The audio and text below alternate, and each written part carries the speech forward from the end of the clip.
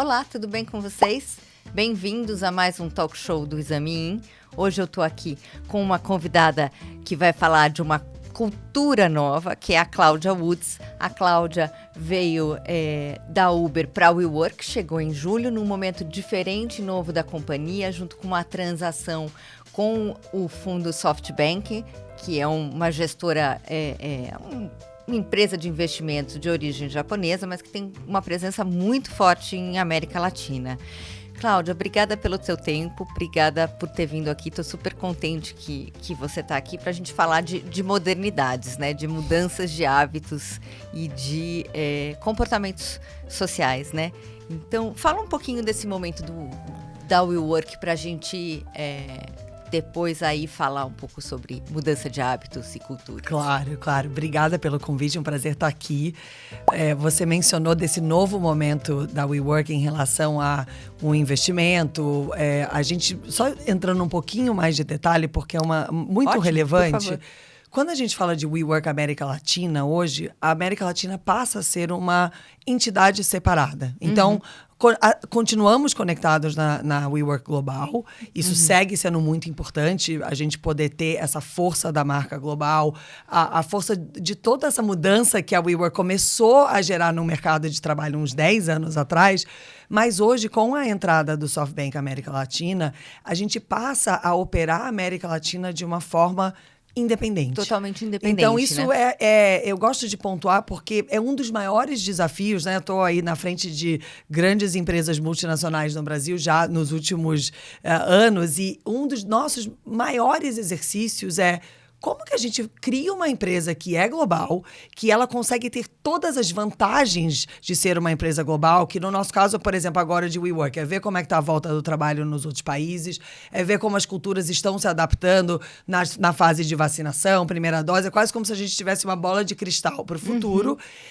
Essa força global ela é muito importante, mas quando a gente fala de América Latina, a gente sabe, a América Latina é muito diferente do resto do mundo, né? Principalmente quando a gente compara Estados Unidos com a América Latina. Claro, quando a gente começa a comparar com a Ásia, com a Índia, a gente começa a ver algumas semelhanças que são muito bacanas, mas um dos grandes desafios de uma empresa global para crescer, para ter a representatividade em cada país e para poder se adequar à necessidade daquele país é justamente essa. Poxa, mas eu sou uma empresa global, com padrões globais, com formas de trabalhar que tem que abranger o mundo inteiro, e na prática a gente sabe que é quase impossível, né? Você criar um padrão, um formato. Então, essa transação que você mencionou, o que ela traz para a WeWork América Latina? Ela traz uma independência de poder realmente olhar para cada um dos mercados que a gente atua na América Latina com uma visão muito específica de, poxa, o que é o futuro do trabalho para o Brasil? O que é o futuro do trabalho para o México? Em que estágio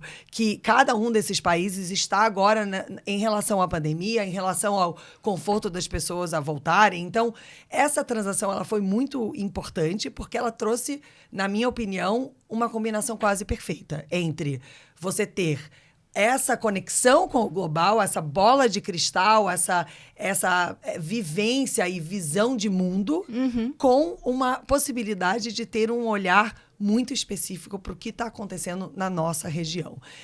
Isso vai trazer um formato de trabalho para o WeWork completamente diferente, desde como construímos times, como falamos de expansão, e aí falando um pouco da sua pergunta desse momento, né? É um momento muito interessante dos dois lados, porque obviamente temos essa transação que traz toda essa dinâmica mais de fora para dentro, né? De como a gente vai gerir a empresa, e quando a gente olha para o mercado, a gente observa que esse modelo de trabalho flexível, a WeWork vem construindo isso há 10 anos. De repente, o mundo entra, literalmente, num momento onde as pessoas não vão mais ao trabalho. Então, se o seu escritório é flexível, se não é flexível, se tem uma sede, se não tem uma sede, nos últimos 2 anos, quase passa a ser uma coisa irrelevante, né? A gente observou... Não importa, as pessoas estão trabalhando de casa. Exatamente. Né? A gente observou, em termos de fluxo no prédio, quase de um dia para a noite, uma queda de 80%. Muito parecido com o que eu observei na minha missão anterior na Uber. Ou seja, 2 segmentos que foram diretamente impactadas pela instrução de pessoas não saem mais de casa, né? E agora a gente está diante de um momento onde essa combinação do momento forte da empresa, de ter recebido um investimento do SoftBank, de ter ganho essa independência com o que está acontecendo no mundo, né? Hoje estamos aqui, graças a Deus, presencial, conseguindo as duas, tá olhando uma na cara na outra, que há 2 anos que a gente foi se adaptando, o mundo foi se adaptando para a gente encontrar um novo formato. E o que a WeWork vem construindo há 10 anos, agora passa a ser a grande demanda, né? E a grande demanda tanto da ótica das empresas quanto dos funcionários. Então...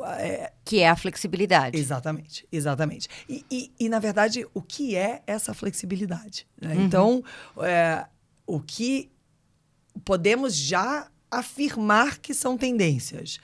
Os funcionários não querem mais voltar para um modelo tradicional de trabalho.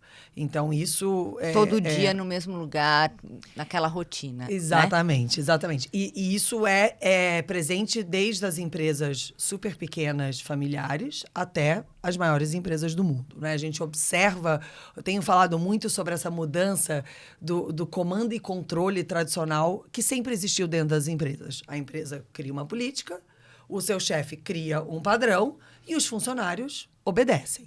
Hoje, o que a gente vê?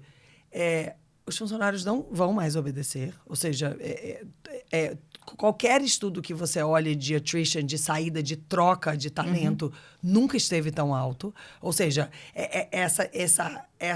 esse equilíbrio da força está desestabilizado. Onde os funcionários estão falando, opa, eu não quero. Se você vai me obrigar a ir para o trabalho todo dia, eu não quero ir. Ao mesmo tempo, a gente não sabe, ninguém sabe o que quer.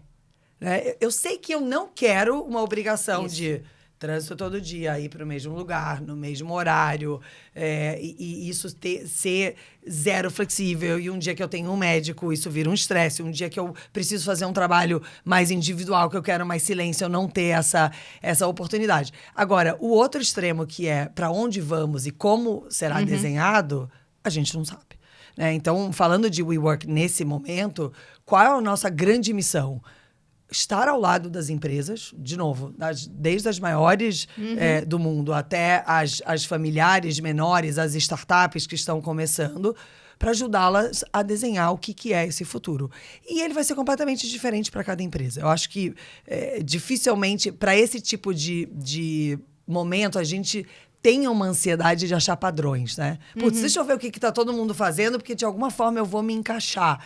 Esse padrão, se você olhar, hoje ele não existe, né? A gente tem desde empresas que nunca pararam e mantiveram uma rotina de trabalho tradicional durante a pandemia inteira, a outras que contrataram mais de 1.000, 2.000 funcionários durante a pandemia que nunca se viram.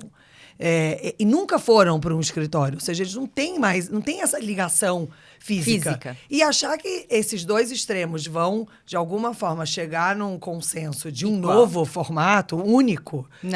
Não vai acontecer, até né? É muito difícil. As empresas têm necessidades diferentes, né? E isso vai poder ser contemplado. Desde cada negócio até cada tamanho de negócio tem necessidades e momentos diferentes, né? Assim, a gente vem de um mundo muito rígido, onde você ter um escritório era quase sinônimo de existência, né? Se você não tivesse um escritório, uma endereço, sede, né? E o endereço. Aonde é o seu endereço, você não existia como negócio. Sim. Né? E agora já é muito diferente. Ao mesmo tempo, também tem, eu acho, a questão de que também não é todo mundo que quer ficar no home office. Eu, no começo do home office, eu falei, gente, vou ficar doida.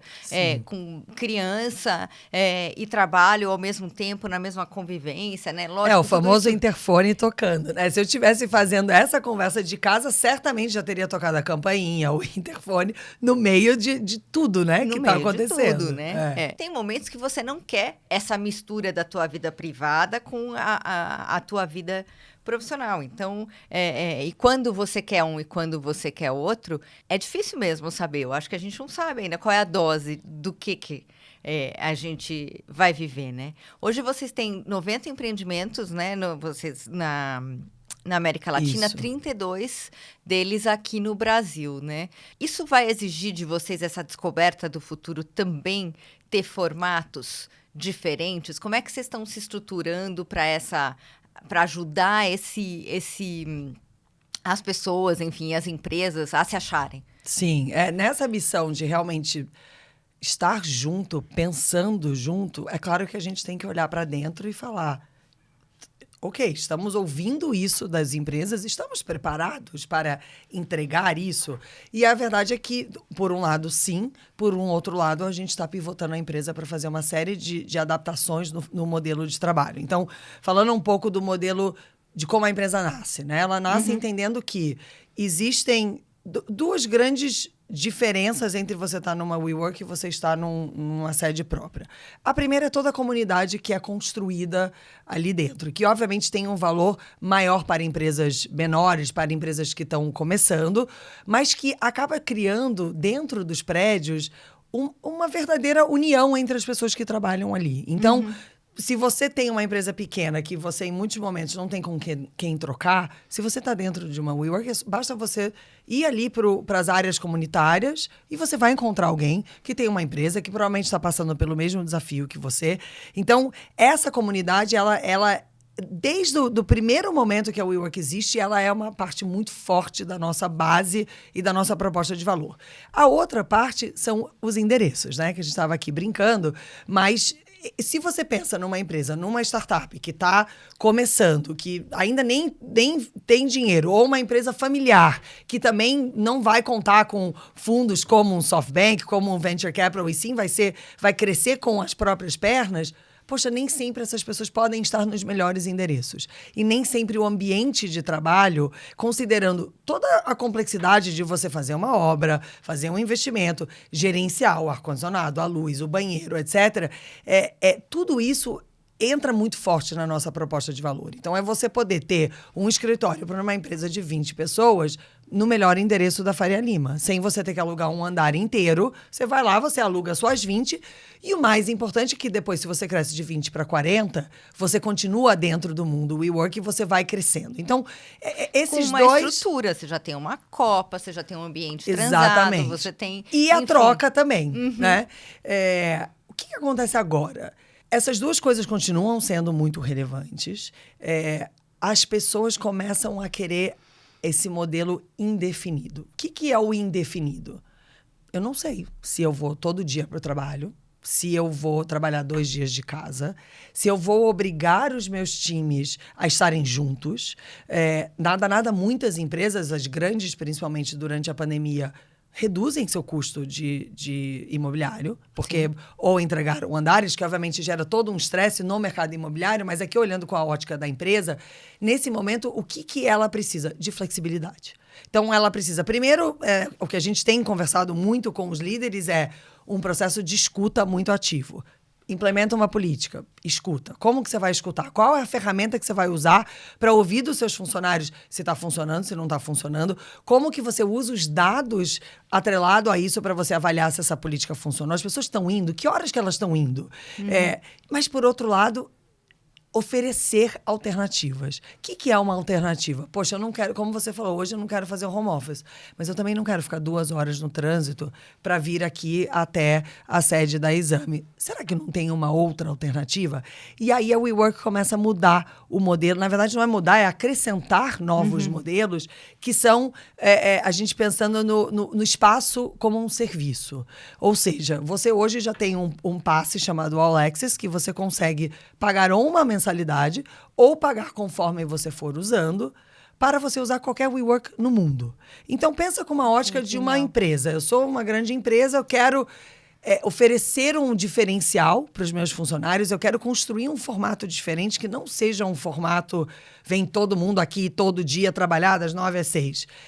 Eu posso oferecer isso como benefício. Olha, a nossa política vai ser essa, 2 dias por semana de home office, 3 dias na sede, e esses 2 dias que vocês estarão em home office, vocês podem escolher trabalhar de qualquer WeWork. Então, acho que isso é a primeira mudança no nosso modelo. O nosso modelo antes era: eu sou uma empresa, eu vou alugar aqui um espaço dentro da WeWork, vou pagar por mês, sempre com muita flexibilidade de contrato e termo, mas hoje é uma coisa muito mais solta. Ou seja, eu estou me associando a essa rede, eu estou comprando o direito de usar essa rede da forma que eu quiser. Então, acho que isso é uma grande mudança que a gente já pivotou o business, esses produtos já estão no ar e já estão sendo vendidos e já estão sendo utilizados. E o que é muito interessante é que começa a atrair segmentos que também antes não pensavam em WeWork. Então, segmento farmacêutico, por exemplo, que tem muitos representantes na rua. Antigamente, existia uma pressão de preciso ter vários escritórios, porque essas pessoas precisam ter uma base. Com o All Access, por exemplo, essa necessidade, ela deixa de existir e eles podem ir usando as WeWorks que estão espalhadas pelo Brasil, enfim, pelo mundo, literalmente. A outra coisa que muda é a demanda de capilaridade. Aí a gente entra um pouco na nossa trajetória de crescimento, que é cada vez mais estar mais presente nos países que a gente atua, em mais cidades. Tradicionalmente, esse crescimento ele aconteceria pensando, putz, estarei nas principais capitais. O que a gente começa a ver é que não é mais isso que vai guiar onde as pessoas estão trabalhando. Então, se a gente olha, por exemplo, o núcleo de engenheiros, programadores, eles não querem voltar para o escritório. Não tem uma reunião que eu faça que a empresa não fale, olha, muitos dos meus times até querem voltar, mas esse time aqui de tecnologia não quer voltar. Eles estão morando no mundo inteiro, no Brasil inteiro. E essa exigência de, poxa, por que eu preciso sair da minha cidade para ir para São Paulo para fazer um emprego que, na praticamente, eu vou ficar aqui por trás de uma tela? Então, essa demanda é uma demanda que a gente começa a olhar para essa estratégia de crescimento com um olhar um pouco diferente. Poxa, será que não são os polos de tecnologia onde a gente tem que estar? Porque é a demanda latente das empresas de os meus engenheiros não querem vir para São Paulo, não querem ir para o Rio. E como que nesse momento, a gente está traçando essa estratégia de para onde vamos, né? Então, hoje no Brasil, estamos em São Paulo, Rio, BH e Porto Alegre, e vamos expandir, e nesse minuto a gente está definindo para onde e como vamos expandir, com essa cabeça diferente de uma cabeça, talvez, de um ano atrás, de, tá bom, agora vamos para as próximas 5 maiores cidades. As pessoas estão fugindo das grandes cidades, né? Um movimento que a pandemia trouxe quero voltar para o interior, eu quero estar mais próximo da natureza. Então, isso é muito importante para a gente nesse momento. E o terceiro pilar, terceiro componente, né, que muda bastante, é os espaços de uso colaborativos. Então, dentro da WeWork, toda a WeWork tem, literalmente em todos os andares, uma cozinha, um café, um sofá, um lugar de relaxamento, um lugar para essa comunidade realmente ter o ponto de encontro. Só que agora, as empresas não mais precisam de uma mesa para cada funcionário. Elas precisam de proporcionar momentos de encontro. Ou seja, se eu vou sair da minha casa e pegar 2 horas de trânsito, eu não quero fazer isso para sentar na minha mesa com um fone de ouvido e ficar trabalhando. Eu quero para encontrar com a Grazi, para a gente fazer uma sessão de brainstorming de, poxa, qual vai ser o próximo episódio que a gente vai gravar aqui? Eu quero fazer uma reunião de planejamento do ano que vem para definir estratégia, KPIs, etc. Ou eu quero simplesmente fazer um happy hour, um encontro. Então, a gente hoje olha para os nossos espaços físicos com um olhar diferenciado para fazer essa adaptação. E aí, obviamente, isso traz muita complexidade, né? 2 anos atrás, a gente sentava para fazer uma reunião de venda. Grazi, quantos funcionários você tem? Eu tenho 100. Então tá, tem aqui 100 mesas. Posições.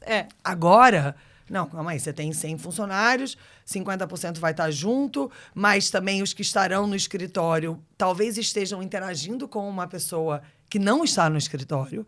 Então, pensar até assim, poluição sonora. Mudou completamente a dinâmica. E aí, os famosos phone booths, que são as cabines de reunião individual, começam a ter uma relevância incrível nos nossos projetos. Porque se você vai estar na sua mesa fazendo um call com uma pessoa que está em casa, imagina todo mundo fazendo isso. Não, aconteceu aqui. Chegou um dia que eu falei assim, gente, não dá. Não dá. Aí teve um dia muito engraçado que, assim, a gente, jornalista, está acostumado a trabalhar com barulho. Sim. Isso já foi muito mais verdade do que é hoje em dia. Assim, as redações são mais silenciosas, infelizmente, porque eu gosto do agito, do né? agito e tal. Mas logo que a gente começou a voltar, a gente começou a ter reuniões que várias pessoas da empresa estavam participando, com algumas outras de fora. E aí era um monte de gente falando. Eu falei, gente, não dá pra gente ir para uma sala, combinar todo mundo isso que tá... melhor. Não, ou até essa dinâmica de, poxa, em vez de ser uma mesa para cada um, o time de marketing vem todo para o escritório segunda e quarta. De forma que essas reuniões, esses momentos de muita interação possam ser presenciais. E aí, os escritórios precisam ser adaptados para os momentos de interação via vídeo. Até porque, não sei você, mas eu, quando tô com um fone, eu já falo alto. Quando eu boto um fone, o meu volume, ele sobe mais 3 níveis, né? Porque a gente acha que tem que gritar com a câmera pra pessoa do outro lado poder ouvir. Totalmente. Então, essa mudança de como esses espaços são configurados e como que a gente reposiciona o WeWork para ser um espaço de encontro. E não só um espaço de trabalho. Isso é uma coisa muito importante agora na estratégia, e isso impacta a empresa desde, literalmente, como é que eu faço o layout dos andares, até como eu uso os nossos rooftops. A WeWork tem, talvez, os melhores rooftops de São Paulo e do Rio, que até então eles eram restritos a quem era nosso membro, que fazia sentido. Poxa, eu tenho uma pessoa que paga para estar aqui, ela tem direito a usar isso. Só que hoje, a demanda que as empresas têm para esse tipo de ambiente, ela é paralela a um home office ou paralela a uma sede que ela já tinha um contrato de 15 anos que ela precisa honrar até o final, por exemplo. Então, tudo isso traz não só mudança física de layout, mas também como que eu vendo? Qual é a tecnologia que eu dou para apoiar esse momento? Qual é a rede de suporte que a WeWork precisa prover a partir do momento que você vai fazer o seu encontro de fim de ano dentro de uma WeWork? Talvez você queira um coffee break, talvez você queira fazer um happy hour depois. E isso tudo traz uma nova dinâmica para dentro do nosso dia a dia. Então, como você pode ver, tá agitadíssimo. E a gente também tem que ir com essa mesma flexibilidade que a gente recomenda para os nossos clientes, porque isso é hoje. Será que depois do carnaval, ano que vem, ou no começo do ano que vem, a vida vai mudar? Eu já conversei com várias pessoas que têm teorias assim: esse home office não vai dar certo e vai chegar uma hora que vai todo mundo surtar e querer voltar para o escritório. Pode ser. E aí, quando isso acontecer, a gente também, como empresa, tem que estar pronto para... Então, pivota de volta para a gente poder atender a demanda dos nossos membros, das empresas que estão com a gente. Sabe que eu acho que não... A minha sensação, já que você falou que cada um tem uma teoria, eu vou dar a minha. a minha sensação é que não vai ter mais, é um pouco da sua fala no começo, assim, não vai ter mais um desejo único. Porque você tem questões geracionais. Então, a gente viu isso aqui muito presente. Então, o pessoal mais jovem, que não tem filho, que estava num espaço mais privado e mais privado assim, no sentido menos dividido. Com menos interrupções. Com menos interrupções, adorou o home office. O pessoal que estava em casa, com filhos, né, no começo... Nossa, eu falei, gente, quem disse que home office é bom no começo? Eu falava, quem falou que esse negócio... Então, você tem uma diferença de necessidades, e você também começa a prestar atenção que a sua necessidade ao longo do tempo e dos seus momentos diferentes de trabalho são diferentes. E que, assim, você nunca pensou em pedir isso para a companhia, porque antes era impensável. Sim. As empresas tinham seu escritório, então era assim, se adapte a essa realidade. É isso que tem. Agora já dá para você pensar em pedir. Eu acho que por isso que... E uma preocupação sempre, no passado, é muito grande de... Será que eu vou ser a esquisita? E aí vai estar todo mundo aqui e eu não vou estar aqui. E como que isso vai impactar a minha carreira, né? Sim. Porque eu optei por chegar mais... Então, além disso tudo que você está falando, ainda uma pressão comportamental, de julgamento, né? Putz, alguém vai me julgar se eu hoje quiser trabalhar de casa porque o meu filho está doente, né? Sim. Então, eu concordo com você. Mas eu te interrompi. A sua teoria é que... Não é essa, que não vai ter... Que as empresas vão ter que ter ofertas flexíveis, porque você vai ter... faixas etárias diferentes, até porque quando a gente fala em diversidade, ela vale para muitas coisas, desde a sua faixa etária, até homem, mulher, até né, a questão passa pela questão de gênero, pela questão racial, passa por tantas diversidades, e algumas delas impactam a forma como você trabalha, né? Eu imagino. Então, essa é um pouco a minha sensação. Agora, ouvindo você falar, eu também fiquei pensando que isso vai te agregar muito em custo, essa flexibilidade toda, porque também tem um limite, assim, junto com tudo isso, você precisa ser economicamente viável e ter retorno. Esse chacoalhão, assim, como é que vocês estão vendo do ponto de vista de desafio de custo, Cláudia? Eu acho que, na verdade, traz uma vantagem para isso. Porque, anteriormente, se você olhasse comportamento... Vamos pegar uma cidade como São Paulo. Os prédios que estão na Faria Lima estavam sempre lotados. Os prédios que são no ABC, em São José, na Lapa, eram prédios que a gente tinha muito mais... Existe uma demanda nesses locais, mas era muito mais difícil você conseguir chegar numa maturidade naquele prédio onde esse equilíbrio financeiro do custo do aluguel, da obra e da renda chegasse num equilíbrio.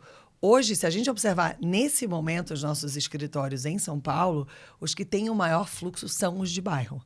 Então, o escritório da Lapa, o escritório da Oscar Freire, o escritório de São José, o escritório ali de Perdizes. Que interessante. Que demonstra... Tá cedo para dizer que isso é uma tendência, mas é um insight minimamente curioso, né? Sim. Que as pessoas estão ficando mais nos seus bairros. Essa teoria de eu não quero atravessar a cidade, ela se torna muito verdadeira. E eu acho que isso vai trazer para a gente uma capacidade, dentro do desafio de crescimento, de capilaridade, de novas geografias, você saber que esses espaços serão mais utilizados e menos concentrados nos endereços, né? Quero estar no JK, quero estar na Faria Lima. Isso traz uma capacidade para a empresa de buscar esse equilíbrio econômico de forma muito mais rápida. Em vez de... Eu preciso investir em Perdizes, porque é um lugar importante, eu tenho demanda ali, só que a demanda não cresce, a utilização daquele espaço não cresce na mesma velocidade do que uma Faria Lima. No minuto que as pessoas estão espalhadas, todos os prédios vão chegando numa maturidade saudável, em vez de você ter os prédios que são os carros-chefes, quase que subsidiando essa expansão de capilaridade. Então, acho que isso vai ser uma coisa que vai funcionar na nossa vantagem. Agora, tem uma demanda de tecnologia que, obviamente, por trás de tudo isso, né, as pessoas pensam muito na WeWork como uma empresa de prédio, de real estate, de mesa, de cadeira. Mas por trás de tudo isso tem uma plataforma tecnológica bastante robusta e que agora precisa ficar mais inteligente ainda. Ou seja, toda essa dinâmica de como que eu literalmente espalho essas pessoas. Porque imagina se todo mundo quer ir para o mesmo prédio no mesmo dia, eu não vou ter esse espaço. Então, isso traz toda uma necessidade de... Como é que a ferramenta auxilia isso, né? Então, se você é uma pessoa que gosta de trabalhar na Faria Lima, como que eu, como WeWork, posso te falar, olha, Grazi, fique esperta, porque quarta que vem tá ficando cheio, e eu sei que você é uma pessoa que gosta nas quartas-feiras de trabalhar na Faria Lima, então já reserve a sua mesa. Isso não fazia parte da nossa dinâmica, literalmente da inteligência das nossas plataformas. Então, tem um desafio aqui que justamente para poder encontrar esse equilíbrio econômico, a gente também precisa, e aí investir em todos os buzzwords que a gente conhece, né? Que é o modelo preditivo, que é essa análise de comportamento de forma que ela seja escalável e apoie nas principais tomadas de decisão como empresa.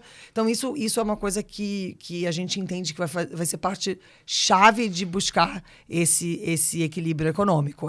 Toda essa inteligência e essa tecnologia realmente que está por trás da gestão desses prédios e desses espaços. E você não vai precisar, eu imagino, mais pensar em prédios gigantes na Faria Lima. Você pode pensar numa unidade de um tamanho, porque também tinha aquela simbologia do isso é o WeWork, né? Sim. Então, agora, na verdade, você também precisa mostrar mais flexibilidade do que essa pujança de um prédio espelhado na Faria Lima. Com certeza. Não, e até... A verdade é que a dinâmica desse mercado como um todo mudou, né? Se a gente pensa como executivo de uma empresa, o que era um problema que eu tinha gigante em todas as minhas experiências passadas? Às vezes eu brincava, eu falava, a gente tem que virar uma firma de arquitetura e um broker de real estate, porque empresas que estão sempre crescendo, você está sempre naquela luta de liberar um andar. Não, reserva esse andar, vamos começar a pagar aluguel, deixa ele fechado, porque quando eu crescer eu vou precisar...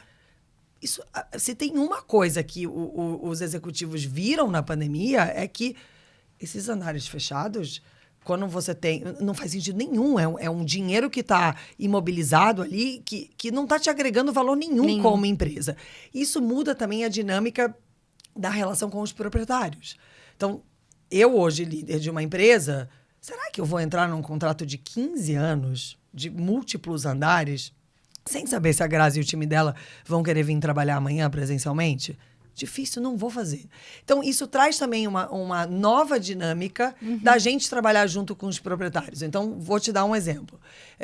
Nessa brincadeira de você não ter todo mundo no escritório ao mesmo tempo, vai que tem um dia que tem uma demanda que você precisa de mais gente. E aí, as famosas salas de reunião que, né, a gente bota a sala, nunca tem sala suficiente. Por que a WeWork não pode entrar, como você falou, com um andar num prédio, que tem várias empresas, e esse andar ou 2 andares passam a ser o andar para o excesso. Então, as empresas desse prédio compartilham esse andar, de forma que quando as pessoas precisam ou de um espaço maior, ou de uma sala de reunião, ou naquele dia mais pessoas vieram presencialmente do que o originalmente calculado, esse espaço fica um espaço que você pode usar sob demanda, pode usar pay-per-use, e a WeWork mantém. Ou seja, é um espaço compartilhado dentro daquele prédio que fica sob a nossa gestão, realmente oferecendo um serviço para aquelas empresas, que você não precisa mais pensar no seu pior cenário de quantos funcionários eu vou ter, então eu tenho que andar para atender tudo isso. A WeWork, ela entra também nesses novos formatos, ajudando até o proprietário. Poxa, você está com o prédio cheio, mas tem um andar que você não conseguiu alugar. Não, calma aí, a WeWork pode entrar nesse andar e ela pode rentabilizar isso para você. Que é uma forma completamente nova da gente enxergar um mercado que funciona de um determinado jeito há 1000 anos. 1000 anos. O que você vê de mudança no comportamento humano que possibilitou toda essa disposição para abrir espaços e para dividir espaços? Espaço, carro, roupa. A gente estava falando aqui no começo, antes, que a primeira coisa que eu me lembro de ter compartilhado é roupa alugando, né, para festa. Eu acho que a gente já vem aí de uma trajetória agora, se a gente olha a América Latina especificamente, de uns 5 a 7 anos, de alguns serviços muito simbólicos na nossa vida, terem o compartilhamento, né? Então, posso falar da Uber, que é minha antiga casa, que eu me lembro quando a Uber chega no mercado, aquela sensação de, não, mas eu vou entrar num carro de uma pessoa estranha? Não, vou entrar num táxi. Não, mas calma aí, mas o taxista também é uma pessoa estranha, né? E toda essa adaptação que foi feita, e eu acho que a grande força de tudo isso está na comunidade. Então, como que hoje você confia em pedir comida de um restaurante de sushi que opera dentro de uma cloud kitchen, né? É uma cozinha qualquer, não tem nenhum letreiro, uma fachada. Como que você confia que você pode pedir a comida daquele... Porque você olha e vê que todo mundo já pediu e tem 5 estrelas e a avaliação é super boa. Então, eu acho que a chave desse compartilhamento, ele tá sempre na comunidade. E como que essa comunidade retroalimenta com feedback, com melhoria, etc. Então, eu acho que essa mudança de comportamento, ela vem a partir do momento que a gente confia que no coletivo somos capazes de nivelar padrões, somos capazes de excluir pessoas que estão fora desse padrão. Então, se a gente olha para Airbnb, para todos esses ambientes de comunidade, as regras da comunidade, elas são muito fortes, né? E aí, transportando isso um pouco para o mundo do trabalho, não deixa de ser diferente, porque tem uma série de coisas que acontecem a partir do momento que você vai compartilhar um espaço. Privacidade. Poxa, como é que funciona aqui essa privacidade, né? Vou falar de assuntos que talvez eu não queira que a Grazi escute. E como é que a gente vai tratar isso na dinâmica desses prédios? Mas tem um outro lado que é como é que esse espaço físico ele passa a ser um motor fortíssimo na mudança cultural. Então, uma série de empresas que hoje estão dentro de WeWorks estão por quê? Estavam numa trajetória de mudança de cultura, de agilidade, de tirar a tradicional hierarquia, querer construir uma coisa mais flat, que se a gente parar para pensar, o ambiente físico, ele diz muito sobre isso. Então, se a diretoria da empresa está toda dentro de uma sala de porta fechada, Você está mandando um sinal muito claro de é aqui que funciona, é assim que funciona a minha empresa. Não me acesse, né? Exatamente. E essa busca de lugares mais alegres, mais abertos, sem paredes, sem divisórias, onde um olha para o outro de igual para igual, entra também como parte dessa onda do compartilhamento, que não é exatamente um compartilhamento aberto com uma comunidade, mas não deixa de ser um compartilhamento dentro do seu ambiente de trabalho, com as pessoas que você trabalha. E a gente começa a ver empresas como a Sky, dentro da missão de transformação digital, entendendo que calma aí, as paredes são importantes, o formato das mesas são importantes. Como esse espaço tá desenhado entre sofá, cadeira, rede, cozinha, café, espaço para almoçar, isso tudo faz parte desse movimento do compartilhamento. Então, eu acho que tem aí duas coisas importantes. É como é que essa comunidade apoia. Então, isso dentro da WeWork funciona tanto para a empresa pequena, que vai compartilhar muito mais espaço. Mas eu sendo uma grande enterprise, é muito comum. Não quero compartilhar, até porque tem sigilo, tem uma série de coisas que eu não quero ficar numa cozinha com uma pessoa que está numa outra empresa. Mas esse compartilhamento, ele segue valendo dentro do seu próprio time, dentro dos seus funcionários e da dinâmica da sua empresa. Então, acho que a gente, de alguma forma, transporta isso, né? Essa quebra de paradigma de, putz, como é que eu vou alugar um quarto na minha casa para um vice-presidente de empresa que está acostumado a ter sempre uma porta fechada? Como é que eu vou derrubar essas paredes aqui e todo mundo vai ver o que eu estou fazendo o tempo inteiro, talvez ouvir uma conversa? Então, acho que a gente acaba transportando isso para o momento de trabalho também, esse mesmo conceito. Ah, super interessante. Eu adoro pensar essas coisas. Agora, do ponto de vista econômico, são empresas mais jovens, né? Que a gente está falando dessa cultura do compartilhamento. Qual que é o desafio econômico desses negócios? Então, a gente vê, assim, toda vez que a gente fala dessas empresas, a gente vem junto uma discussão associada de rentabilidade, né? Qual que é o maior desafio de rentabilidade da cultura do compartilhamento, Cláudia? Porque, assim, num primeiro momento, ele parece fazer muito sentido econômico, né? Eu vou tornar algo mais rentável. Então, eu vou, em vez de eu vender um vestido uma única vez, eu compro e eu vou alugar tantas vezes esse vestido que vai mais do que compensar o meu custo. Enfim, o carro, esse espaço aqui que eu gastava gasolina, eu posso fazer um outro trajeto. Enfim, N coisas, né? Então, ele me parece muito vantajoso do ponto de vista de quem detém o bem, mas quando a gente coloca isso num negócio grande, ainda tem um desafio, né? O maior desafio é a escala. Então, se a gente olha para qualquer um desses business, né? Seja a mobilidade, seja aluguel do quarto da casa, seja o compartilhamento do espaço de trabalho, existe um tipping point, existe um ponto onde você fica grande o suficiente que essa escala ela faz o famoso, quando a gente fala, né, de empresas com crescimento exponencial, o hockey stick, né? Você vem crescendo numa curva assim e, de repente, você faz assim. Esse momento onde a curva faz assim é esse tipping point, onde você fica grande o suficiente de forma que aquele serviço que você esteja prestando, seja o aluguel do vestido, seja o aluguel da sua casa, você está alugando ele tantas vezes que aquele custo inicial de investimento fica muito diluído, né? E isso é uma das coisas que transforma países como o Brasil em países extremamente interessantes para esse tipo de investimento. Porque, normalmente, você está falando de empresas de tecnologia, onde o custo incremental ele não é proporcional ao crescimento, ou seja, se eu cresço R$1, eu também cresço R$1 de custo. Essa é a magia de uma empresa de tecnologia. Eu consigo crescer R$1 em receita, crescendo 1 centavo em custo. Mas essa tecnologia inicial, ela me custa muito dinheiro. Então, eu preciso conseguir crescer até um determinado ponto onde aquele investimento da tecnologia, ele realmente fica diluído, como no exemplo do vestido.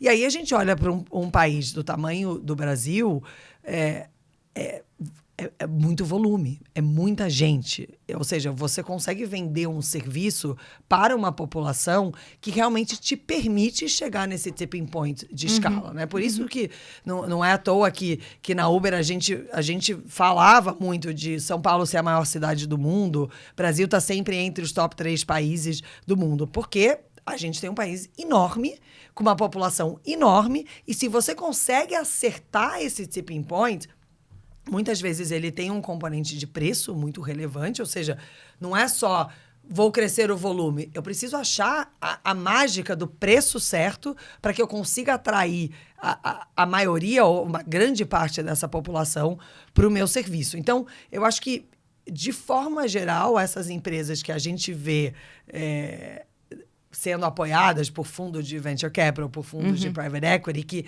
como você mesma falou, muitas vezes a história mas cadê a rentabilidade? Né? Tá crescendo, mas cadê o lucro? O lucro ele vem realmente numa jornada muito mais longa, porque essa jornada de acertar o preço, trazer o volume até você chegar no momento onde o custo do vestido já passa a ser irrelevante, ela é mais longa. A contrapartida disso poxa, se eu tenho esse foco da rentabilidade desde o primeiro momento, eu não chego naquele tamanho. Porque eu preciso estar sempre reinvestindo.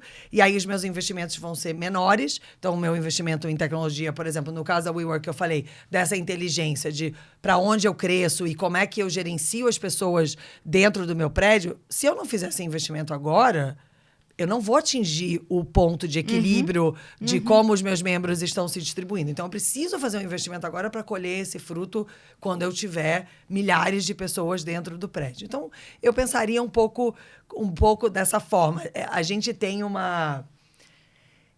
enfim, a gente está rodeado de histórias de empresas que não dão lucro há muito tempo. E eu gosto de pensar assim, já chegou no tipping point dessa empresa? Será que a empresa está pensando no melhor equilíbrio entre volume, preço e investimento? E eu acho que acertam, a gente vê aí, né? Tem muitas que ficaram 10, 20 anos sem dar dinheiro e ao longo da trajetória, às vezes, essa rentabilidade vem, inclusive, de outro produto. E não o produto que a empresa... O caso da Amazon é um caso... Enfim, clássico, né? Caso clássico de que a rentabilidade vem de um produto de tecnologia que inicialmente não era o core da empresa, né? Então, enfim, acho que sempre que eu olho para essas histórias, eu faço uma autorreflexão de... Cláudia, tenha ciência que você não está vendo tudo, né? Que tem muito mais abaixo desse iceberg do que você, lendo o jornal, interagindo com as pessoas, consegue enxergar dentro da fórmula de sucesso dessa empresa. Sim, né? sim. Eu acho que isso também precisa... já mudou, né? Quer dizer, a gente tem o público do Venture Capital que está acostumado com essa realidade, mas isso ainda, na cabeça de muita gente, ainda não se transformou, né? Essa questão. Porque a gente nunca... Acho que viveu um momento econômico com tantas novas empresas ao mesmo tempo. Então, onde essa discussão é tão presente. Né? E como você mesmo trouxe antes na nossa conversa, né? Onde tantas mudanças de comportamento estão acontecendo. Então, para cada um desses exemplos que a gente citou aqui, né? Do pedir o sushi que está sendo feito na Dark Kitchen, de entrar no carro de uma pessoa que você não conhece, ir numa casa de uma pessoa... Isso demora, né? Eu vou experimentar, aí eu vou falar para você, putz, Grazi, eu fiz, foi legal. Aí, daqui a pouco você vai... Mas essas mudanças de comportamento demoram. E aí, é por isso a chave de você ter um mercado com abundância de investimento, porque você consegue investir em várias empresas que estão mudando o comportamento em várias áreas completamente diferentes. Agora a gente está vivendo um momento da saúde, né? A quantidade de health techs que estão surgindo para revolucionar esse mercado. O da fintech aconteceu alguns anos atrás, onde a gente começou a ver mais competição no mundo financeiro e não uma coisa tão concentrada nos grandes bancos. Isso tudo precisa de capital, né? No final, para sustentar esse crescimento. Esse crescimento de um capital capital paciente, né? E talvez acho que o desafio que existe ainda hoje muito para as grandes empresas é como que eu embarco no bom sentido nesse movimento, porém sendo uma empresa estabilizada, lucrativa, com ação na bolsa, né? Com Isso. literalmente desde governança ESG, mas até governança financeira e promessas para o mercado. Como que eu crio um ambiente de inovação dentro da minha empresa? Como que eu crio uma incubadora de forma que eu não fique de fora? Porque também tem esse desafio, né? Essas empresas todas que estão crescendo e estão nascendo, elas estão desafiando mercados tradicionais. Sim. Elas estão desafiando empresas que há anos trabalham dentro de um determinado modelo. E essas empresas, como que elas se mexem? Como que elas se readaptam para não perder, literalmente? Isso eu acho que ainda é um desafio muito grande, né? Como é que a gente equilibra o mercado mais agressivo de investimento que está disposto a perder dinheiro durante 10 anos com uma empresa que tem que prestar conta ali todo mês, né? Sim. Um equilíbrio, um desafio difícil esse. A gente vê hoje ainda muita coisa funcionando na base da parceria, ou você compra e você tenta, mas eu não sei, isso eu não sei ainda se vai funcionar, assim, porque você mudar, não é comprar uma startup ou fazer uma parceria com uma empresa de inovação que vai garantir que você vai pensar diferente ali na origem, né? Você vê outras fronteiras do compartilhamento vindo por aí?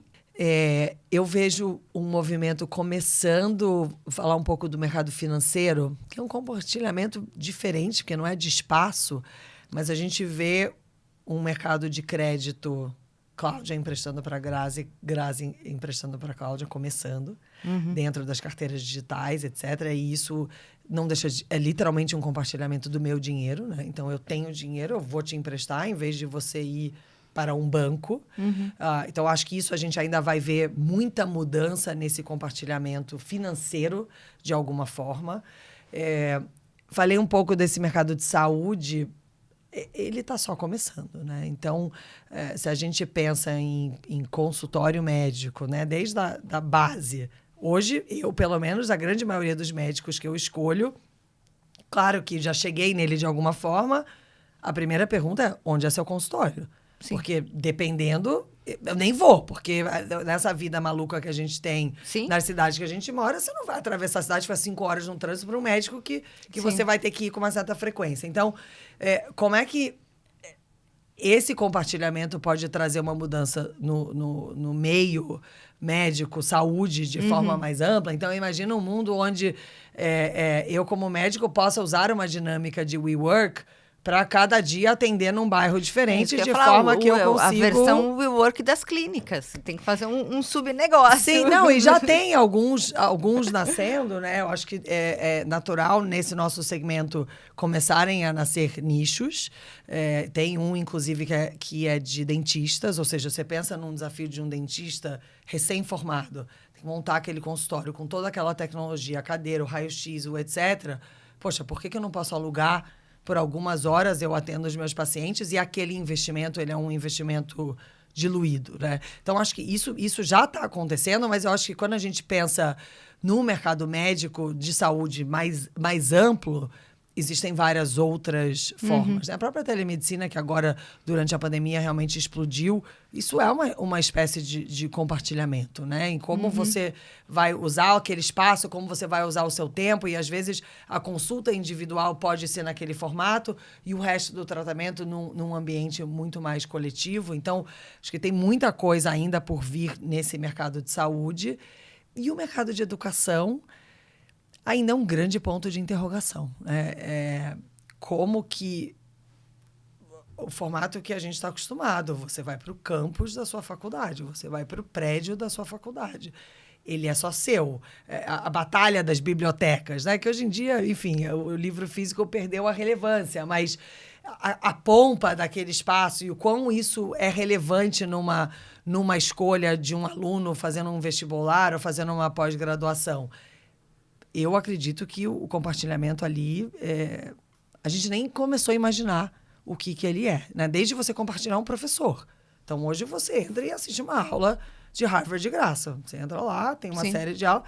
E isso é um novo compartilhamento de conhecimento que antigamente, imagina, era blindado a 7 chaves. Não, Quem tem acesso ao conteúdo da minha universidade, dos meus professores, são os meus alunos. A partir do momento que essas fronteiras caem, como que é o futuro desse compartilhamento de conhecimento, de forma geral? Será que ele sai dessas caixinhas pré-determinadas, onde você vai prestar um vestibular para aquela faculdade, ou será que o compartilhamento disso flui de uma forma muito mais orgânica e a gente vai ter que aprender a se reinventar, né? Então, se eu sou uma faculdade, como é que eu me reinvento diante desse comportamento? Qual é o diferencial que eu vou oferecer, dado que o conteúdo das melhores faculdades do mundo está disponível na internet de graça, né? Qual passa a ser o meu papel nessa equação? Então, acho que o mercado de educação também está começando aí uma jornada de compartilhamento de conhecimento, que a gente ainda desconhece. Eu acho que tem muita coisa que a gente sequer imaginou ainda. Não, concordo. E Cláudia, voltando um pouco para a WeWork, vocês têm um cronograma, então você usou a palavra, nós estamos pivotando o negócio nesse momento. Quer dizer, qual que é o cronograma, lógico, né, não totalmente fixo, mas assim, uma ideia de tempo desse processo de transformação, de rentabilidade, de expansão, quer dizer, o que vem em cada momento? Então, falando um pouco de cronograma, acho que Q1 do ano que vem já é um momento muito importante nessa trajetória de crescimento. A gente já vê um crescimento de retorno ao escritório, então a gente já vê São Paulo entre as 5 maiores cidades do mundo, na frente de cidades como Paris, das pessoas indo para o escritório. Então, são sinais muito importantes que Q1 a gente deve entrar já numa nova rotina. Com tudo que a gente já falou aqui, que a gente não sabe exatamente como é que ela vai ser, mas Q1 já vai ser um momento de muita demanda desses formatos diferenciados. Então, estamos trabalhando aqui para fechar o ano realmente preparados para produtos como All Access, para todas essas opções de usar os serviços de forma diferente, estarem prontas em Q1 e já rodando na escala e tudo que a gente imagina. Já para a segunda metade do ano, a gente entra num mundo mais de tecnologia. Então, o core da WeWork hoje é você poder reservar. Falar, vou para esse escritório hoje, né? Você entra no aplicativo, dentro desse All Access, você reserva a sua mesa. Todas as empresas do mundo vão precisar disso. Se a gente seguir no movimento flexível e no movimento que as pessoas vão trabalhar em dias diferentes, em lugares diferentes, eu posso ser dona do meu prédio, onde a minha empresa atua. Eu vou precisar dessa tecnologia. Porque eu preciso saber o dia que a Grazi vai, o dia que a Cláudia vai. Eu preciso, às vezes, literalmente bloquear a catraca, porque eu vou chegar num volume acima do que é permitido pelas regras de zoneamento, de incêndio e etc. Então, a gente entra em Q2, eu acho, num estágio um pouco mais maduro como mercado, só que com uma demanda muito grande por tecnologia. Então, se eu tivesse que dividir em 2 grandes blocos, acho que o primeiro bloco é uma demanda mais de espaço. Preciso ter essa flexibilidade, e aí a gente entra no nosso processo de espaço como serviço e crescimento geográfico. E num segundo momento o que a gente usa para mover o nosso próprio ecossistema, passa a ser algo que uma empresa possa se conectar. Você pode vender, então, um aplicativo de gestão. Sim. Você pode vender não só espaço, mas a tecnologia para a empresa gerenciar isso. O WeWork pode se transformar num software de gestão de espaço. Vai se transformar. E isso pode ser tudo interconectado. Então, eu posso estar gerenciando o meu prédio, a minha sede, que eu tenho um contrato de aluguel aqui de 15 anos, conectado a um espaço da WeWork, por exemplo, e eu posso usar esses 2 espaços juntos como uma única plataforma. E para isso tudo a gente precisa poder prover essa tecnologia para as empresas. Em vez de só prover o serviço, eu preciso que elas possam fazer a gestão do próprio espaço usando o mesmo know-how, a mesma inteligência que essa tecnologia traz. Então, eu dividiria o ano que vem nesses 2 grandes momentos. Tipo, primeiro semestre, realmente as pessoas voltando e a gente amadurecendo como é que como que esses formatos vão funcionar, amadurecendo esses espaços de colaboração, esse novo formato de interagir com os nossos clientes, que é, poxa, eu quero usar o auditório da WeWork uma vez por mês. É um formato para a gente completamente diferente do que existia antes. E a segunda metade do ano, um foco muito grande em tecnologia. Em tecnologia. Que no início da WeWork não era definitivamente uma linha de atuação, né? Um produto, uma frente de receita, né? Não era, né? Se a gente pensa assim, na origem, quando a WeWork nasce em Nova York, por exemplo, que é uma cidade onde o endereço é muito emblemático, né? Eu quero estar na esquina dessa rua com aquela rua. O nosso foco era geográfico. Então, o drive de expansão era como que eu posso estar nos melhores cruzamentos de todas as cidades do mundo, de forma que as pessoas queiram estar dentro do meu prédio. E aí a gente fala hoje o prédio nem precisa ser meu. Né? O espaço nem precisa ser meu. A WeWork pode estar presente dentro da sua empresa, sendo que a gente não tem nenhum papel na atuação física. E a gente tem um papel só na gestão dessa nova cultura, que no final do dia é uma gestão de uma cultura. Sim. Claro, é uma gestão de uma operação, mas tem que ter uma outra inteligência por trás. Tem que ter uma organização também. Eu preciso poder saber o dia que você vai estar no escritório, para eu escolher estar junto com você. Se eu não tenho uma forma, imagina a loucura a quantidade de grupos de WhatsApp que não vão existir. Onde você está hoje? Isso tem que estar dentro da plataforma das empresas, né? Então, isso é um futuro aí que a gente enxerga bem importante no nosso crescimento. Muito bacana. Cláudia, super obrigada. Enfim, quando a gente fala de comportamento humano aqui, eu acho que o papo sempre dá para se alongar. É sempre difícil essa hora de terminar, sempre, mas obrigada. Né? Obrigada a você, pelo seu Grazi, tempo, por você ter vindo. E vamos voltar aqui daqui a alguns meses e ver se tudo isso que a gente falou efetivamente é como o mundo vai se desenvolver, né? Vamos voltar para falar como é que ficou, né? Exato. Hoje como a gente falou aqui, né? Vários insights já que a gente observa. Eu acho que nos próximos 3, 4 meses a gente vai ter muito mais certeza desses novos padrões, coisas, né? Vai ser interessante a gente ouvir a nossa conversa e olhar, putz, isso aqui erramos, isso aqui acertamos. Mas vamos, de forma flexível e ágil, sobreviver a essas mudanças todas, né? Acho que essa é a palavra da vez, flexibilidade. E eu acho que a gente, todo mundo aprendeu que dá para ser flexível, né? Nesse período. Sim. Até quem não gostava aprendeu que tem lá as suas vantagens. Né? Exatamente. Obrigada pela conversa, foi ótimo. Obrigada, gente, por vocês que ficaram conosco até o final. O Talk Show do Exame volta em fevereiro, tá? Então, não esquece, em fevereiro a gente está de volta. Obrigada.